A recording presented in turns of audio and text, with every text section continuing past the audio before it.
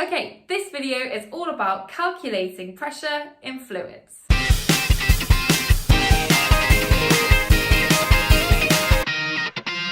So let's jump straight in and have a little look at our equation for calculating the pressure in a fluid. Okay, so we have P measured in pascals is equal to rho, which is your density in kilograms per meters cubed, multiplied by G, which is your gravitational field strength in newtons per kilogram, and on Earth it's 10, multiplied by H. H stands for height, or the depth of your liquid, and that is measured in meters. So let's have a look at that equation in action.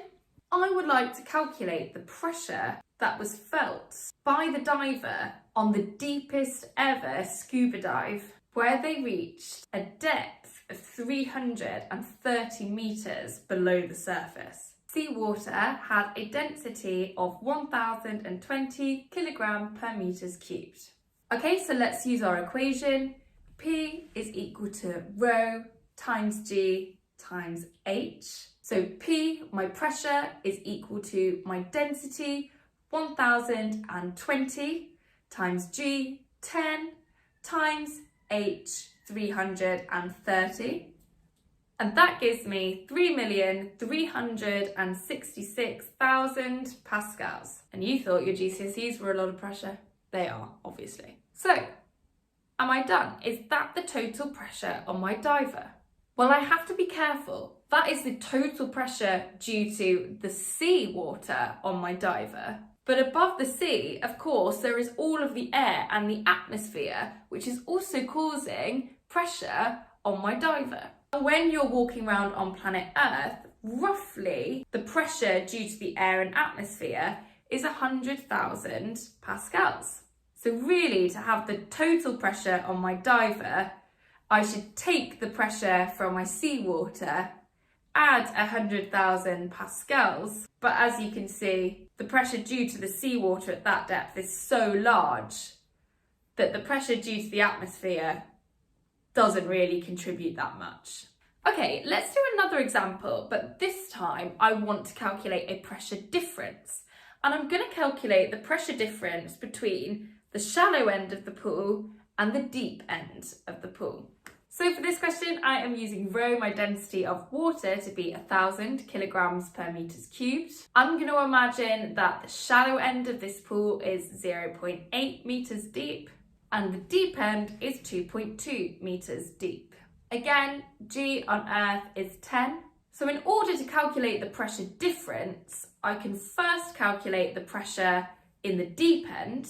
P equals 1,000, my density, times 10, G times 2.2 equals 22,000 pascals. Then I can calculate my pressure at the shallow end. P is equal to density, 1,000, times G, 10, times 0.8 equals 8,000 pascals. And then I can find the difference. 22,000 pascals minus 8,000 pascals equals 14,000 pascals. However, I can do it all a little bit quicker by using H to mean the change in height when I'm trying to calculate a pressure difference. So if I do it again quickly, I have got P, pressure, equals rho, my density, 1,000, times G, 10, times the difference in height between those 2 points. 2.2 meters minus 0.8 meters is 1.4 meters. So when I multiply all of these together again, I get 14,000 pascals. Notice how I didn't have to account for my atmospheric pressure when doing that pressure difference calculation. And that's because at the shallow end and the deep end, everything is still subject to the same atmospheric pressure pushing down.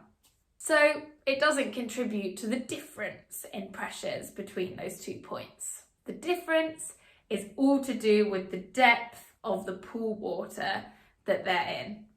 Okay, I hope you found that helpful. Please do download the notes below. If you like the video, give us a like and subscribe. Thanks for watching.